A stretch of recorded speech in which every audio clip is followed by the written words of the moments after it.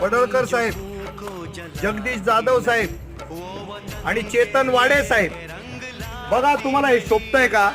तुम्ही खुर्च्या उभवताय त्या विद्युत भवन मध्ये. आमचा एसी आहे ना, तुम्ही मापाच्या बाहेर म्हणजे बेकायदा एसी वापरताय, बेकायदा आमच्या खुर्च्या उभवताय आणि सगळ्यांना धोक्यात घालताय.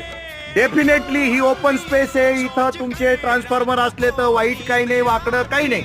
रस्त्यात लावण्यापेक्षा तुम्ही इथं लावले, पण तुमची अक्कल शेण खायला गेली आहे का? याच्या सुरक्षिततेचं कोण बघणार? फक्त खुर्च्या उभवायच्या. 7वा 8वा वेतन आयोग घ्यायचा. पेन्शन नाहीये तुम्हाला. नशीब आमचं उपकार झाले त्या MSCB ला पेन्शन नाही, नाही तर ती गचा गिळली असती तुम्ही. लोक मरो नाही तर जगो, तुम्हाला काहीच घेणं नाही.